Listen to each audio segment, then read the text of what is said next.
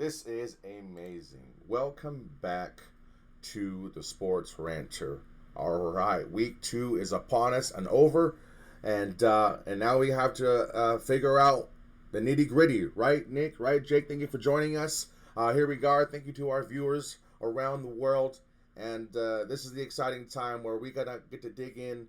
The draft is over. Our team is starting to turn into fruition, and now we got to kind of give ourselves a chance a little bit with what's happening around the league. So, like I said, but thank you, Jake. Thank you, Nick, for joining us. Nick, if you want to start us off a little bit on kind of what's happening with these rookies. We've been talking about the rookies, and they're kind of trending and they're kind of not. So, let's kind of go over that as we head into week 2, as we wait for our viewers to catch up here for their questions. Yeah, I know we talked about the rookie running backs making an impact, even some of the rookie receivers and being a big story of fantasy this year. And they have been, but in a negative way so far in my mind. And I don't know what it is. I don't know if it's breaking them in. I don't know if they just don't want to unleash them. You know, I just don't see why. And I'll speak to the Raiders and the Chargers last night. Anybody who watched that game can clearly see the talent of both running backs, especially Genti. He's running guys over, he's making guys miss, made Derwin James slide on ice skates.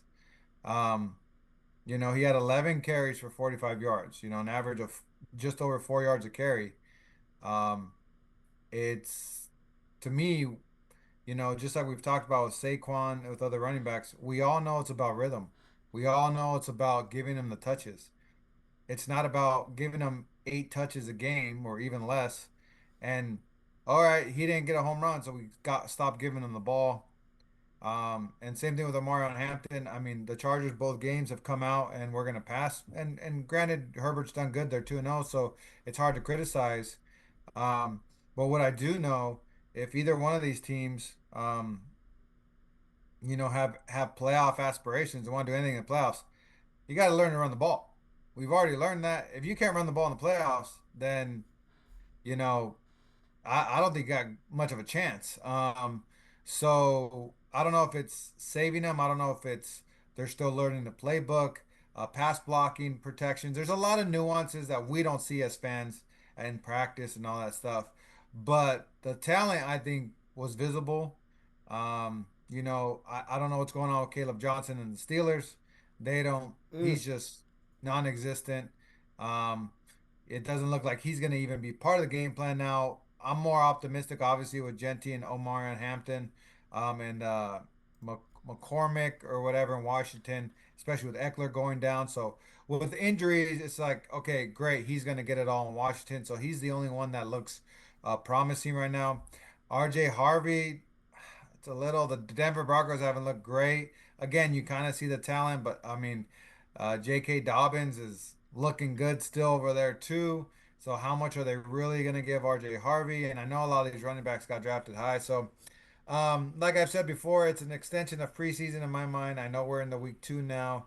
Unfortunately, it takes a while for O lines to gel. It takes a while for a rookie um, to get acclimated to playbooks because they're just not allowed to practice as much as much as they used to, and maybe they just don't want to give them 20 25 carries so early on the season and just run them in the ground. I don't know if that's just speculation. I don't know.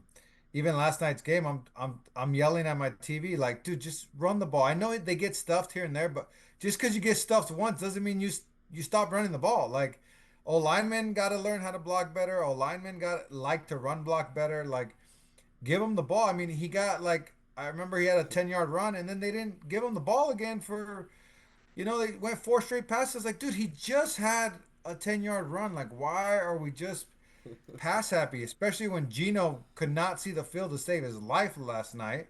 You could visibly see that Gino was struggling. Every pass he threw was into double coverage. Like I don't understand it. I don't know, um, what these rookie running backs are gonna have for us moving forward, but hopefully it's a lot better than what it's been. What do you think, Jake? I do think Nick touched on a lot of it, but um, you know, there's a lot of nuances about being an NFL running back that go into getting out playing time on the field that we don't see, and especially this has nothing to do with fantasy at all, but we don't see like when a running back has to pass block, like and it's play action and stuff, and um, maybe these rookies, maybe they're not finding the right guy that they're supposed to be picking up, or maybe they're, I there was a play last night because I have Gentina League, so I was watching where it was a play action, and Genti was supposed to chip and then roll out to the outside. It looked like, and Gino dropped back and was looking for him, and Genti had kind of stayed on his block too long, and you could tell he was looking for him, and he had to throw it away. It was in the first half, and it was just like it looked like he was looking like he needed him to chip and be out there. And can't replace a lot of that stuff with rookies with veterans. Even if the veteran is a Zamir White or the veteran is a Najee Harris, who it's like Najee Harris doesn't look bad either. Just because they were rookies and they're drafted, and yes, they have all this talent and they look so great in college, that yes, that talent's there, but this is the NFL now, and it's the NFL where, like you said, there's less practice time, there's more game time, and you're just not having to give there's and Nick, I know Nick being a Raider fan, but don't feel like it would have made much of a difference in last night's game had they given the ball to Genti 10 more times, or then they gave or given it, split it 50-50 with Zamir White.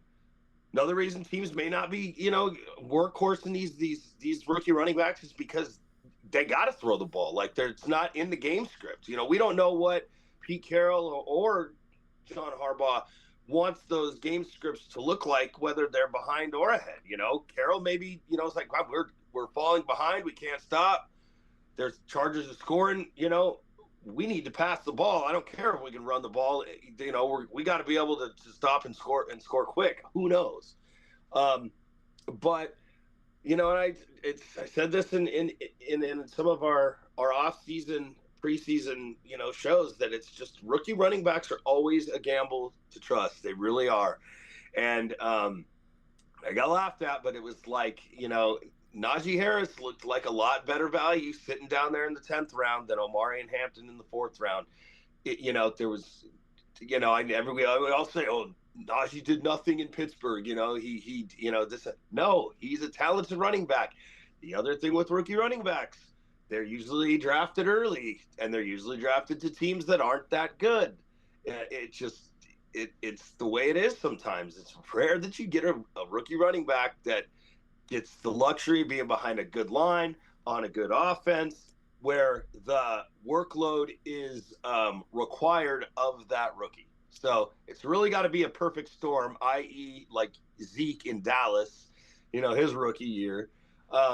It's really got to be an ideal situation, and it's just that's rare. So, it's sometimes you're going to hit with one of these rookies. A lot of the times, though, it's a patience thing. So another thing is too, it's a patience thing. We're week 2. Okay, we got a lot of weeks to go. If these teams figure it out, say in week 4, these teams figure it out, it's going to be really easy for Genti, Omari and Hampton. Caleb Johnson, I think there's more going on there. I think the guy's an idiot. I don't think his intelligence, his football intelligence, the way you don't know the kickoff rules. I mean, you do your homework, especially when night's your only job. But these guys could be really slow for 2 more weeks and still easily finish, in the top 10. It's week 2. You got to be patient. We still do not know most things. We do not know some things we got to get used to it. We know. Yeah. We know the Panthers are going to be another top 3 pick in the NFL draft next year. We know Daniel Jones is going to finish as a top 3 quarterback in fantasy this year. Get used to it. We know it. But a lot of other stuff we don't know. Well, thank you. Yeah, I wanted to say one more thing, Ben, before and just on that with Jake, how he finished, a clear example is that was Bucky Irving. I know he wasn't drafted as high, but a rookie running back came in. Rashad White's the guy. It just takes a little bit of time for whatever it is, either learning the blocking schemes, learning whatever for Tampa to truly trust him. And I think Bucky Irving ended up being a top 10 back last year. And I Number think he 7, I popped thought. off in like week 5, right? Like it took him a while. So I agree with Jake. And I got Genti on my team, like patience and hopefully like once they pop off, you see the talent takes over. But be patient and right now the only thing you do, what you're gonna trade them, you're gonna trade them low. There's no Well, value right now, so but the it's thing is, better to hold on. I was just going to say, Nick, that's the thing for our fantasy fans. Fantasy football, man. That person that may have drafted Genty in the first round, or Amari and Hampton as their RB2 or something like that, um, they may be freaking out. So I'd go try and buy these guys low, Yeah, you because can buy them low, yeah, for sure. yeah, and there's a lot of running backs out there that I think that are look like they're left out for dead. Chase Brown is one of them. Isaiah Pacheco. There's plenty of season left for these guys to that are getting the workload, but aren't really having good weeks. There's plenty of season left. I'd go pick off of the people that are freaking out. All right, real quick, I want to take a quick moment to reach out to Andrew. We miss this guy. I know he's out there reaching out to the community, doing good things for the youth. But right now, Seth is asking a question. He's got quarterbacks on the waiver wire, and he's facing Drew this week. Drew talks shit to me as I'm trying to go to sleep versus the Panthers. The Panthers almost come back with an epic comeback. Fuck Drew. So I know he's in our leagues. I know he's in our league, Drake. You can choose whether or not if you want to help him or not. But you know what? Seth needs some help. He's our number one chatter. He needs some help with the quarterback situation in our league. So Are, it's a are we standard. talking my league? Your league, Jake, Okay. standard league. Who's on there right now? He's looking at Caleb Williams. I'm like I said, he doesn't have an exact question yet, but he's looking for a quarterback in that league, Jake. And so maybe we can go over that if you can pull that up. I'm looking at it right now. I don't. I'm still having a hard time with Caleb Williams. I think there's just too many shortcomings with Caleb Williams, and just his football. It's not the talent. It's just the reading. Being able to read defenses and go through his progressions and things like that. He just looks a little off on. I'm not really putting stock in that. He doesn't look like a bad choice this week. He's got 28, 23 points against two solid good defenses. Playing Dallas. Dallas is Caleb going Williams is a good choice for Dallas this week. I yeah, don't trust him that's going to be the one. overall like Jake. I was But looking at Trevor Lawrence. I don't think Trevor Lawrence at home. I don't think that's a bad start either against Houston. But other than that, unless you want to dip into like the Aaron Rodgers, Caleb Williams and Trevor Lawrence can, they have that ability to at least scramble and run. Aaron Rodgers doesn't.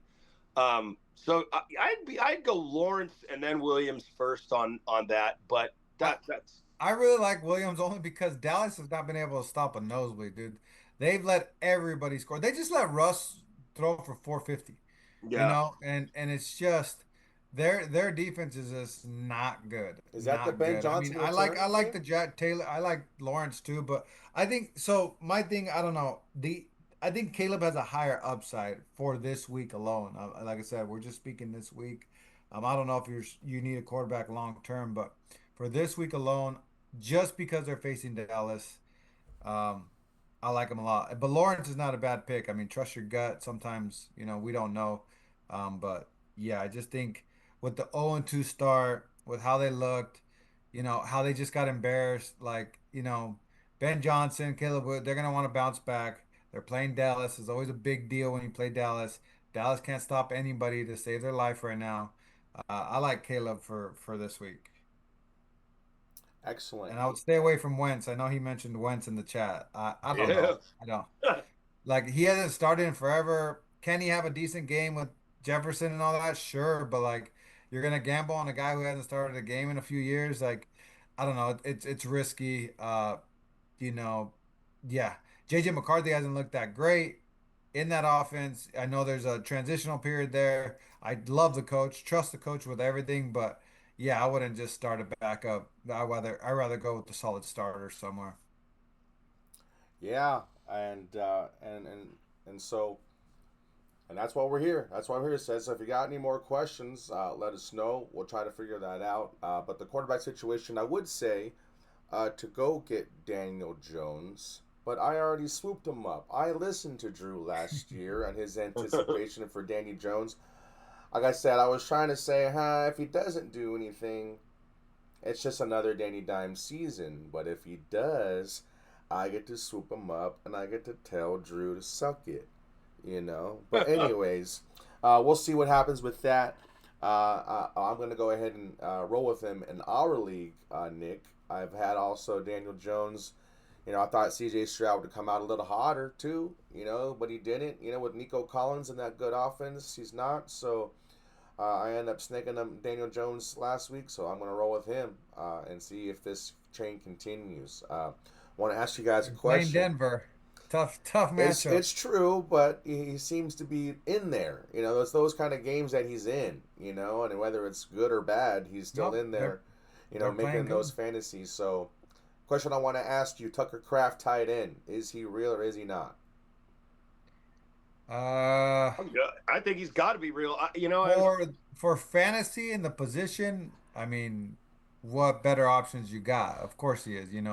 We talked about this all year long. If you don't have the top three guys, and Kittle's out now, so if you don't have, I guess, two guys now, um, it's it's who's ever willing to put up the numbers, and if he's able to do that, I don't think it's a 1 week fluke. I mean, obviously you're not going to get that every week, but he's easily a 5, 6 catch guy a game, and if he throws Yep. a touchdown in there, you're solid. And that's, like I said, if you didn't get one of the top two guys, you're just looking for 10, 12, 14 points. Is a great week out of your tight end. It's not going to lose you the week, and if he happens to blow up like he did, then he wins you the week. So I think he's legit. Green Bay looks good. Jordan Loves looks comfortable this year. He had a little hiccup last year. We're talking about him being one of the top quarterbacks, and the minute we said that, he looked like the old Jordan Love again. But they're playing with confidence, and confidence is key when it comes to sports. I don't see them just falling off anytime soon. Their defense is legit.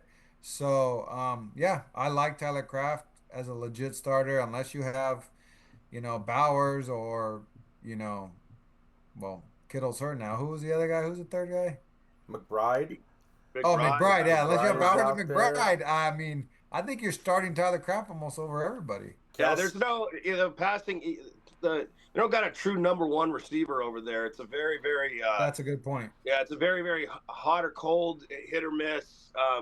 For those receivers, um, Kraft's going to be involved all year because there's not one of those receivers is gonna demand to be the center, the focal point of the pass game. So um, um, Kraft's going to be that guy that's leaned on all year, that consistent. So definitely think he's relevant the rest of the year and probably finishes pretty high. So I really, really, really love your guys' encouragement. It makes me feel great. Thank you very, very much. Ben just asking us all his fantasy questions. So, Hey, who's your number one tight end? Yeah. Who's your other tight end you drafted? Because I know you didn't draft I him. drafted Andrews. I drafted Andrews in the ninth. And Yeah. and you know what? He's getting looks. He's getting targets. He's getting red zone looks, and he's not catching it. He freaking dropped another one. It's amazing what's happening. And so in the meantime, he's spreading the ball around to DeAndre Hopkins.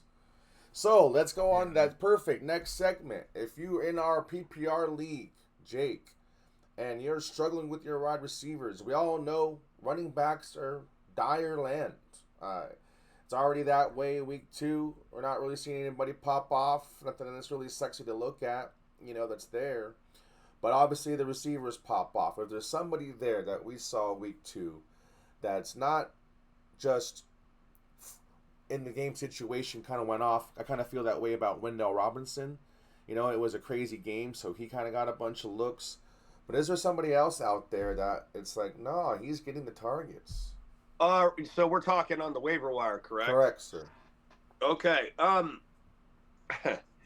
Yeah, I'm usually a very I always get so discouraged with the waiver wire talk because we're just our leagues don't miss. The leagues we participate in, we don't miss. Um, we don't miss things. People usually pick up on stuff pretty good. Now I know what Andrew would say if he was here because I heard the footballers podcast and stuff, and they say the guy that Io Manor in Tennessee, the Tennessee receivers, he has like seven targets. Look at right now, 7 and 6 targets respectively in the last 2 games. Okay, but these are Cam Ward targets. Okay, there's nobody on the waiver wire right now that I see that you're going to put in that anybody has a chance to kind of get you that touchdown or get you that get you that long play like T Higgins, for example, because without that one play, he's goddamn worthless. But he has that one, and so now he's I can't somebody says, hey, I had a good game last week. I was gonna say. But on the waiver wire right now, the one name that I would be thinking if my receivers got hurt or anything like that, I do like Josh Downs. He's sitting there. We saw his talent last year. We saw him become more of a focal point and more of a target. I know it's a new quarterback with Daniel Jones with Indy, but Josh Downs was kind of the alpha at the end of the year last year, and I don't think he's going to be quiet for the entire season. If there's somebody there that I would stake my claim into, it's Josh Downs. The other one, I do like Troy Franklin just because, I like Bo Nix and Troy Franklin is that guy where he's actually gotten a lot of targets too, 6 and 9. Last week he was 8 catches on 9 targets for 89 yards and a touchdown, and he has that ability to go deep as well. God damn it, because now I can't really put that claim in because I got to have competition with that. I hate doing the waiver wires right before waivers. Yeah, no, it's horrible. I don't want to say certain guys either. Well, look. If you're experiencing at this point in the season, I'll say this. There's very few players that probably went in the first 4 rounds of our drafts. There's very, very, very few players that have had a really good week 1 and a really good week 2. Most of the players, like Derrick Henry, they went off where we were in love and thought our team we had this great draft, and then they went out the next week and they were garbage. Or like me last week with Nico Collins and Malik Neighbors in Nick's league, it's like, did I have a dream last year? Are these players in the NFL still? Like, what's going on? And then this week they went nuclear. And so there's been very, very rarely have we had players that have done great building. Be patient. If you're freaking out because you just have had some bad performances and you're looking on the waiver wire or whatever, I would wait before you dump all your fab or you lose that spot on the waiver wire. There's nobody on waivers that I think is going to be worth it to take that extreme. But if you have a guy like you're dropping a Joe Burrow and you have that extra spot, yeah, there's a few. Troy Franklin would be one of them. But I will just say this: because we always say we want targets. We're in fantasy. We look at the targets. Look at how much he's being targeted. Okay, if a quarterback throws a ball away out of bounds or something because nobody's open, they give that target to if some guy's doing a fly route down the field and reads and he's covered, quarterback, they give that target away. Make sure your targets are coming from a quarterback like a Bo Nix, or try to like a Bo Nix. Don't give me Cam Ward targeted somebody 8 times and he finished the game. He was 10 for 24 with 100 yards. I'm not looking for those targets. I agree with you, Jake. You want a good quarterback, but at the same time, I think like the waiver wire now, like you're saying, like it's like, I have Eckler in a couple leagues. Like obviously I'm gonna drop Eckler. Like I'm just looking for depth now. Because I'm not saying you're forgetting, but what's gonna start happening is bye weeks are coming, right? So Sure. what we don't have happening right now is we're all gonna play every person we drafted. Sure. That's just how our lineups are gonna be. I don't think I put anybody from my bench in my lineup yet. Like I'm Sure. riding with the guys I drafted. But once bye week comes, that's where the depth comes in. And as we start losing a player here, player there, or underperforming, we want depth, And so you're Remember just though, looking. The the thing is, like a Humanor and stuff, he's a rookie, right? So the right, reason why I like him as a upside potential is he's developing that chemistry with Cam Ward. They're developing together. They might have a connection, you know, just like Joe Burrow and Jamar Chase did when they came into the league. Like, I'm not saying they're that. What I'm saying is you're just looking for a flex spot in a right. couple weeks, If and this if you guy's getting targets. if you Um, have the availability to drop somebody yeah, that don't. that is And that's then what we're yes, doing, right? but We're not right. ever advising people to Remember when drop. You but know, what I'm saying, I would not advise though, because hey, bye weeks are coming up. I gotta go. I gotta make sure that I'm getting if there's a possibility somebody's getting 8 targets a game on the waiver wire, I need to drop this person, whatever. Because when the bye weeks happen, remember, the waiver wire gets juicier because people have to start making decisions and dropping people that they normally wouldn't drop because of bye weeks and all that. So there's more on the waiver wire when bye weeks start happening than there is right now when our benches are just stacked well, with players. that's why So we encourage people to chime in, ask us the questions. Do I right, drop this guy for that guy? yeah, of We're speaking very generic.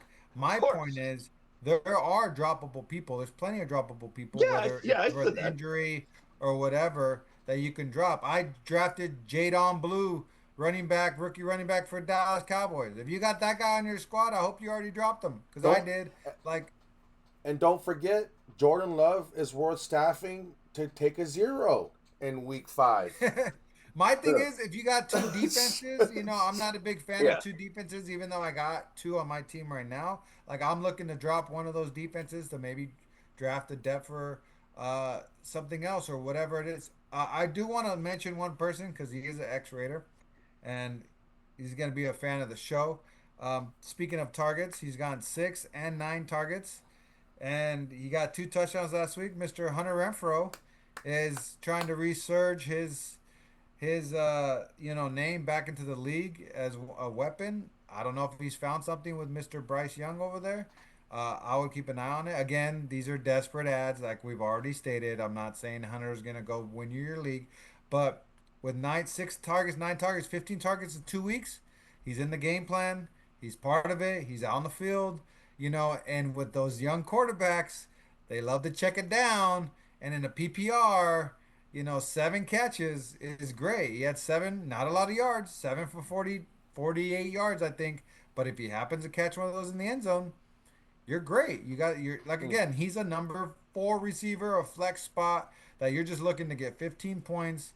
And on any given week, if it keeps it up, he might be someone you might want to add. So again, it's early. It's 2 weeks. It's hard to tell 15 targets. I mean, points.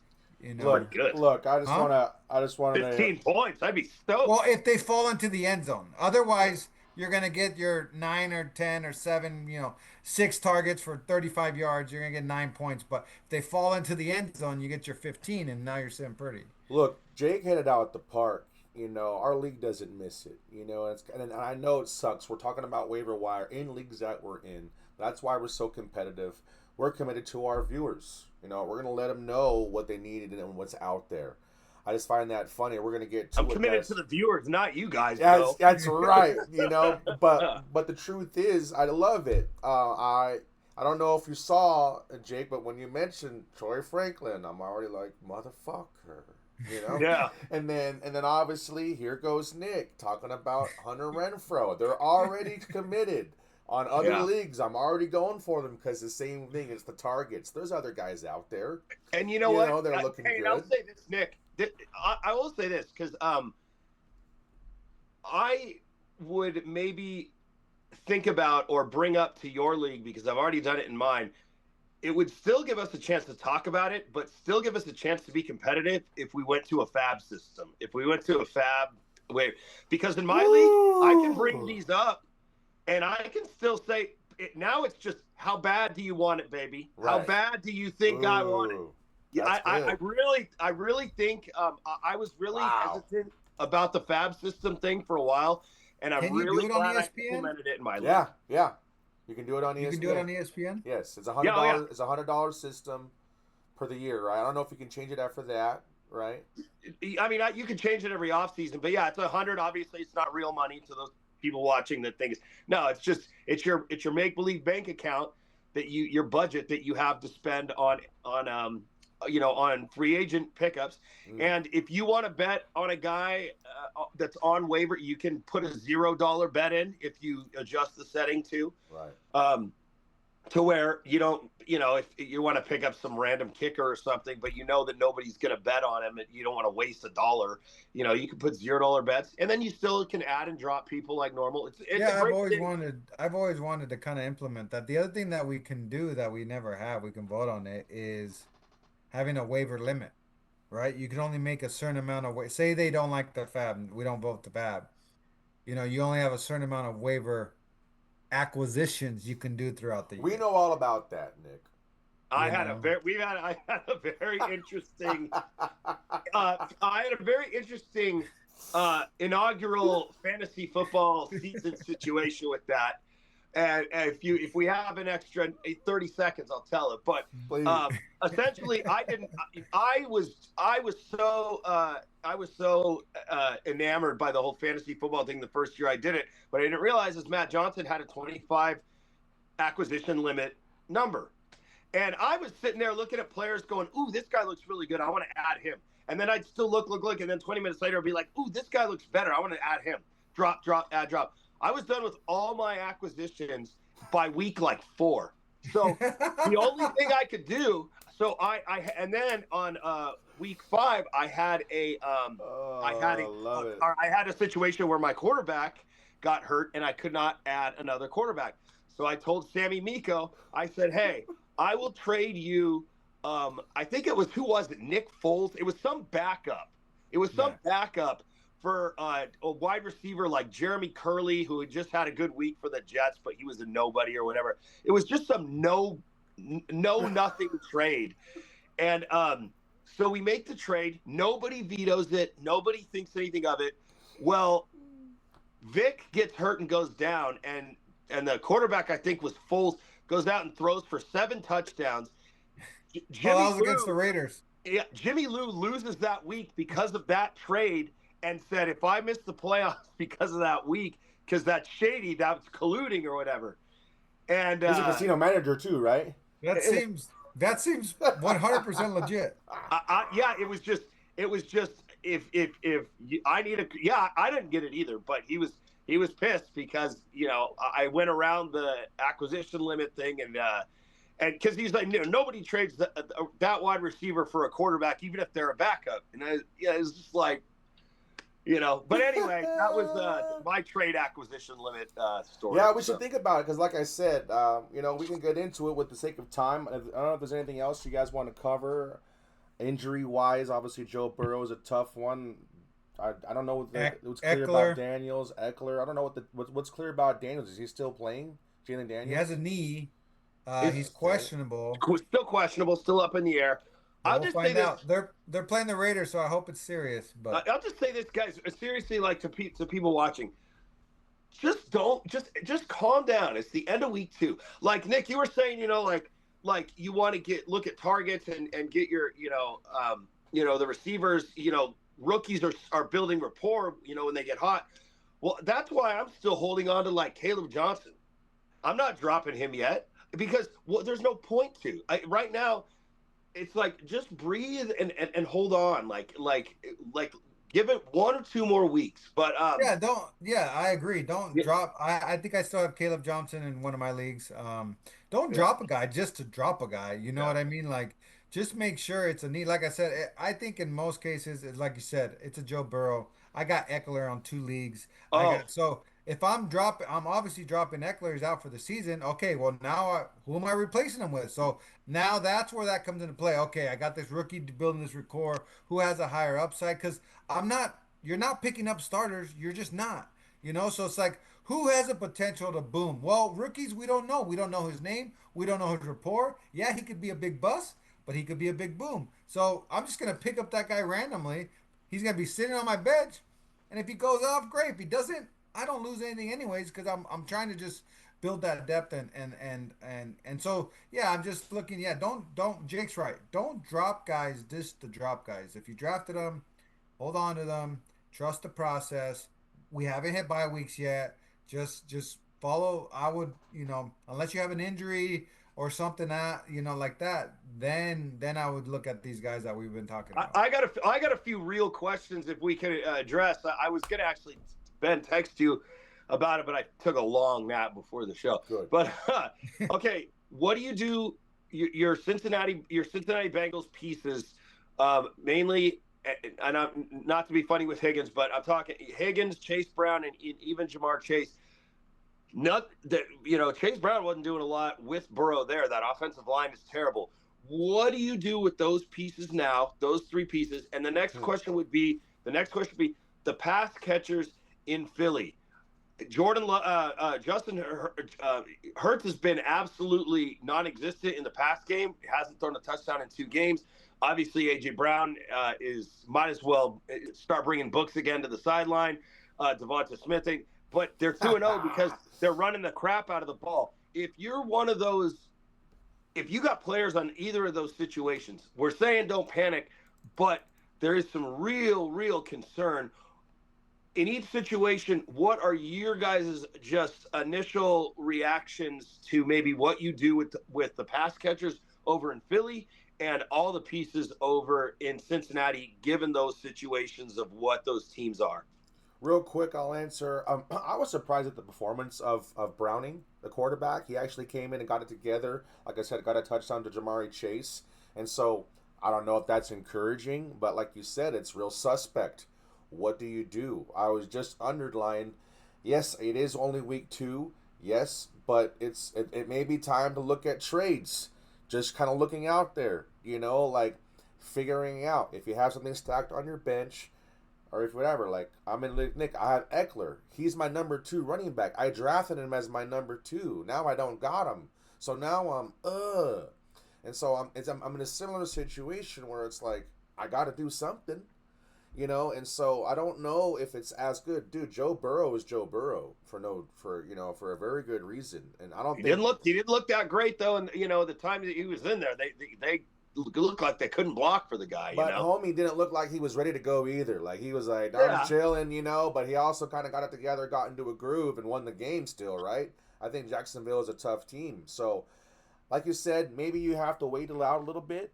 Maybe they have a new game plan going in. Now they know they don't have Joe Burrow. So maybe we have to give it 1 week and see. As far as that. Looks like the Eagles are the Eagles. They're going to be Jalen Hurts and Saquon Barkley. And like I said, A.J. Brown's got to get some new books until they need it. It worked last year. Nick? Yeah, I mean, our theme is patience. I don't mind, the so Jamar Chase is going to be fine. I'm a little more concerned with Higgins, unfortunately. When it comes to backup QBs, they normally can't spread the ball as much, which is why they're backups, right? So let's just say if a starter averages 350 yards a game, a backup's probably going to average 250. That's just that's just how it works. Otherwise, if he could average 350, he'd be a starter himself. But I wasn't that surprised with Browning because we've seen Browning before. Browning has stepped in before. Browning has had good performances before. This is not his first good performance. So I'm a little more encouraged with the Bengals, even though it seems very somber that, Jake Browning knows that offense. He's been in that offense. He's been on that team. He has that rapport. That's why he stepped right in, could just give it to Jamar Chase, Higgins, all that stuff. So, you know, I think they'll be fine there. They're 2-0. They're going to want to win. They're playing to win. So there's no give up there. They're going to give Browning all the tools possible to keep winning. It wasn't like the other years. They're you know, 5-0 and then about to, give away, they're 4 and whatever and they're not pushing like they started 2-0.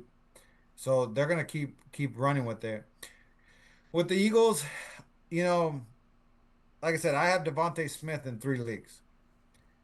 When I drafted him, I knew kind of this is it. He's a boomer bust. That's what you're gonna get with the Eagles. If you drafted him, other than that, AJ Brown, would hope is a little more consistent, being the number one there, as he should.